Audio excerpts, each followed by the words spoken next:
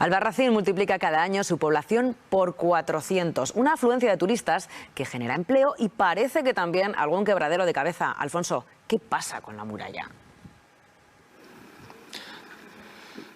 Eso es lo que vamos a intentar averiguar hoy, porque lo cierto es que el turismo quizás masificado crea algunos contratiempos, en esta ocasión en la muralla, que es donde se están dirigiendo ahora las últimas miradas, porque la subida de muchos turistas, de manera descontrolada, por así decirlo, está causando algunos desperfectos en el suelo sobre el que se asienta esta muralla. Nosotros estamos con Antonio, que es gerente de la Fundación Santa María. Muy buenas tardes, Antonio Jiménez, ¿qué tal? Muy bien, ¿y vosotros? Bueno, ¿qué es lo que está pasando con esta muralla? Bueno, lo que está pasando es que se está erosionando, deteriorando el terreno contiguo a la muralla. ¿Qué es lo que pasa? Pues que la muralla es un poco la coronación de Albarracín, la estampa característica de Albarracín, desde donde por otra parte hay unos miradores extraordinarios hacia la Vega y hacia el conjunto histórico. Es casi una vista de pájaro, con lo cual el atractivo está garantizado y además no cuesta dinero, con lo cual todo turista que viene y puede acceder, pues accede. ¿Y qué es lo que ocurre? Que el caminito sube por un lado, pero llega a la parte de la muralla y se expande por un sitio, por otro sitio. Han hecho 1000 caminos, salen los cables de la propia iluminación, las luces vistas, en fin, es un proceso erosivo, antrópico, porque lo produce el hombre, ¿verdad?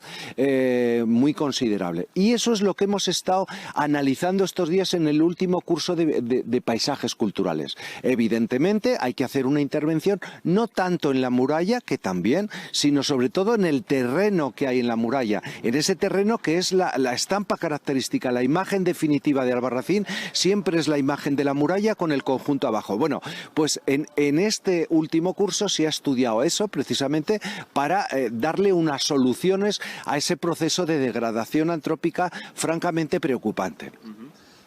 Esa solución, ¿por dónde podría pasar? ¿Crear una senda muy marcada? ¿Evitar que se salgan de esa senda? No sé.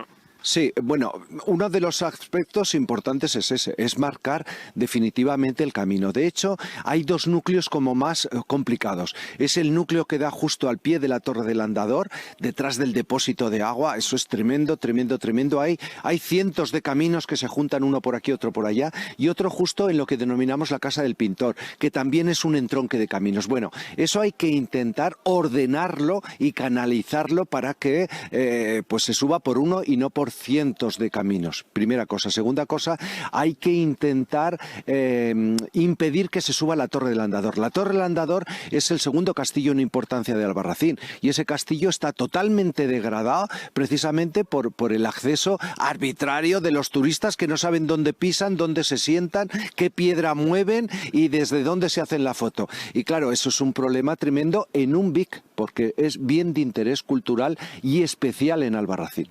Antonio, muchísimas gracias. Gracias a vosotros. Bueno, pues ahí quedan las posibles soluciones a un problema que el exceso de turismo, el éxito de Albarracín, se está generando en esa muralla.